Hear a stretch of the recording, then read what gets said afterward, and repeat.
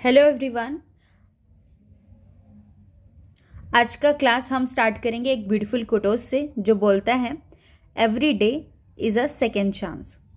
हमारा हर दिन एक सेकेंड चांस होता है।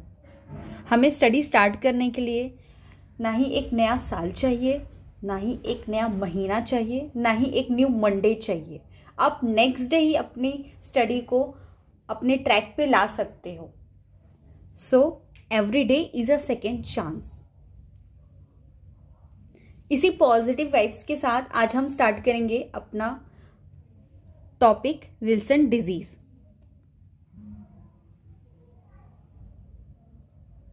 सो विल्सन डिजीज में क्या होता है? विल्सन डिजीज में एक्यूमुलेशन हो जाता है कॉपर का लीवर में और अदर वाइटल ऑर्गन्स में, जिसके कारण हेपाटिक और न्यूरोलॉजिकल सिम्टम्स हमें देखने को मिलता है। और ये बेसिकली एक जेनेटिक है, यानी कि बाय बर्थ पेशेंट में प्रेजेंट होता है ये। और इसका इनहेरिटेंस पैटर्न जो है वो है ऑटोसोमल रिसेसिव पैटर्न। ये एग्जाम में पूछा जा सकता है, इसको आप दिमाग में याद रखना। अब हम पढ़ेंगे कि ये विल्सन डिजीज का पैथोफिजियोलॉजी क्या है। तो सबसे पहले विल्सन डिजीज में क्या होता है, कॉपर का जो ट्रांसपोर्ट होता है वो इम्पेयर हो जाता है, ठीक है, जिसके कारण जो कॉपर का सिक्रीशन जो होता है ना बाइल में, वो डिक्रीज होने लगता है। और इस कारण हमारी बॉडी में कॉपर बहुत ज़्यादा एक्यूमुलेट होता है और ज़्यादा एक्यूमुलेशन होने के कारण कॉपर का ओवरलोड स्टार्ट होने लगता है हमारी बॉडी में, स्पेशली इन लीवर। और जैसे ही ज़्यादा कॉपर लीवर में रहेगा तो लीवर डैमेज होगा और लीड करेगा लीवर फिब्रोसिस और लीवर सिरोसिस की जैसे कंडीशन को। और हैवी अमाउंट में जो कॉपर होता है वो डिपॉजिट होने लगता है ब्रेन में, आई में और किडनी में। और अगर ब्रेन में ज़्यादा कॉपर डिपॉजिट होगा तो न्यूरोलॉजिकल सिम्टम्स हमें दिखेगा, जैसे कि ट्रेमर्स हो गया, पेशेंट अच्छे से खा नहीं पा रहा है, डिस्फेजिया जिसको हम बोलते हैं, और अच्छे से बोल नहीं पा रहा है जिसको हम लोग मेडिकल टर्म में डिसअर्थिया बोलते हैं। और आई में हमें एक ब्राउन रिंग फॉर्मेशन दिखेगा, जिसको मैं आगे स्लाइड में बताऊंगी। सो विल्सन डिजीज एज 5 और 35 ईयर्स के बीच में हमें इसका साइन सिम्टम्स दिखता है। और इस डिजीज में हमें पेशेंट में हेपेटाइटिस भी दिखता है। और अगर CNS साइन सिम्टम्स देखें तो वो इंक्लूड होते हैं ट्रेमर्स यानी कि हाथ कांपना, डिसअर्थिया मतलब पेशेंट अच्छे से बोल नहीं पा रहा है, डिस्फेजिया मतलब उसको निगलने में दिक्कत जा रहा है, इन कोऑर्डिनेशन, क्योंकि ब्रेन इफेक्टेड है तो ब्रेन का काम क्या है, अच्छे से कोऑर्डिनेशन मेंटेन करना। बट विल्सन डिजीज में ब्रेन भी इफेक्ट हो रहा है क्योंकि ब्रेन में भी कॉपर डिपॉजिट हो रहा है, जिसके कारण इन कोऑर्डिनेशन पेशेंट में हमें दिखेगा, ठीक है। और ब्रेन इफेक्ट हो रहा है तो हमें साइकेट्रिक एबनॉर्मलिटीज भी दिखेगी इन सीवियर केसेस। तो ये साइन बहुत ज़्यादा इंपॉर्टेंट साइन है क्योंकि इससे रिलेटेड कॉम्पिटिटिव एग्जाम में क्वेश्चंस बनते हैं कि ऐसा कौन सा डिजीज है जिसमें हमें green, gold, brown pigment ring दिखता है around rim of cornea and iris. तो इसका आंसर होगा विल्सन डिजीज। और इसको हम एक पर्टिकुलर मेडिकल टर्म के नाम से जानते हैं, जिसको हम लोग बोलते हैं कैसर फ्लेशर रिंग। तो किसी पेशेंट को विल्सन डिजीज है तो अब हम उसको कैसे डायग्नोस करेंगे मतलब कि अब हम उस बीमारी को कैसे पकड़ेंगे। तो सबसे पहले आई एग्जामिनेशन करेंगे। जब हम पेशेंट की आईज में देखेंगे तो हमें KF रिंग दिखेगा, कैसर फ्लेशर रिंग दिखेगा। और अगर हम पेशेंट का अगर 24 आवर यूरिन कॉपर एक्सक्रीशन लेंगे और उसको टेस्ट करेंगे तो हम देखेंगे कि जो कॉपर का अमाउंट है वो greater than 100 microgram per day हमें मिल रहा है। और पेशेंट का जो सेरुलोप्लाज्मिन लेवल जो है, जिसको कॉपर कैरिंग प्रोटीन भी बोलते हैं, वो हमें डिक्रीज्ड फॉर्म में मिलेगा। वो इसलिए मिलेगा हमें डिक्रीज फॉर्म में क्योंकि इसका सिंथेसिस डिक्रीज हो जाता है इन विल्सन डिजीज। अब किसी पर्सन को विल्सन डिजीज है, अब हम उसको कैसे मैनेज करेंगे, यानी कि कैसे हम उसको ट्रीट करेंगे।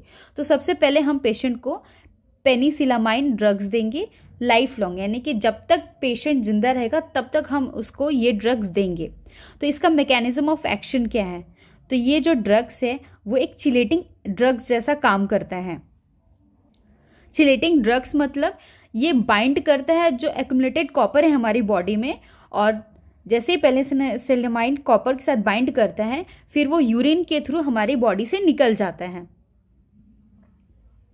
और जिसके कारण कॉपर हमारी बॉडी में कम हो जाता है। और ऐसे पेशेंट को लो कॉपर डाइट देते हैं, क्योंकि बॉडी में तो ऑलरेडी कॉपर है, और भी ज़्यादा कॉपर डाइट देंगे तो कॉपर का ओवरलोड और ज़्यादा इंक्रीज हो जाएगा, इसीलिए लो कॉपर डाइट देंगे।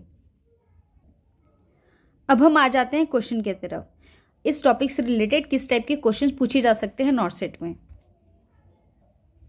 तो ये क्वेश्चन बोल रहा है, अ 29-year-old man suffered from hepatitis से सफ़र करा है, स्प्लिनोमेगैली से, और उसका कुम नेगेटिव हेमोलाइटिक एनीमिया आ रहा है, पोर्टल हाइपरटेंशन भी है during his adolescent and early adult years. Now he is showing signs of behavioral and personality changes with emotional lability. In addition, he has a profound resting tremors. यानी कि अब उसका brain भी affected हो रहा है, और उसका स्पीच स्लर्ज है, यानी डिसअर्थिया है, difficult to understand and he drools and has trouble swallowing, यानी कि डिसफैजिया भी है पेशेंट को। Physical examination shows a rim of brown pigment around the perimeter of cornea. ये एक इंपॉर्टेंट साइन है जो ये बता रहा है पेशेंट को है Wilson sign. Which one of the following laboratory findings would most likely to be reported?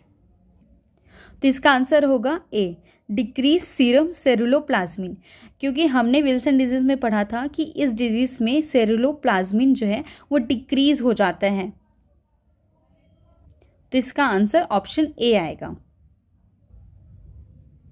Next question, a 13-year-old girl is brought to paediatrician because her mother says she just sit around. Physical examination reveals akinesia and rigidity without other obvious neurological deficient.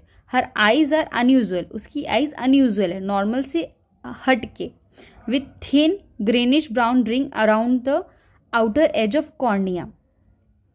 ये जो sign है वो किस में दिखता है? Wilson disease में। तो इसी से हम आंसर गेस कर सकते हैं। Serum liver enzymes are moderately elevated, क्योंकि लिवर डैमेज है विल्सन डिजीज में, इसीलिए लिवर एंजाइम्स जो हैं वो बढ़े हुए दिख रहे हैं। Which of the following medication would likely be most effective in treating this patient? तो इसका आंसर आएगा डी, पेनिसिलामाइन, और इसको पेशेंट को लाइफ लॉन्ग देना है इस ड्रग्स को। अगर आपको मेरा पढ़ाना अच्छा लगता है तो आप मेरे चैनल को सब्सक्राइब करिए, और आप मुझे इंस्टाग्राम में भी मैसेज कर सकते हैं। मैं अपनी इंस्टाग्राम आईडी डिस्क्रिप्शन में शेयर कर दे रही हूँ। अब मिलते हैं नेक्स्ट क्लास में।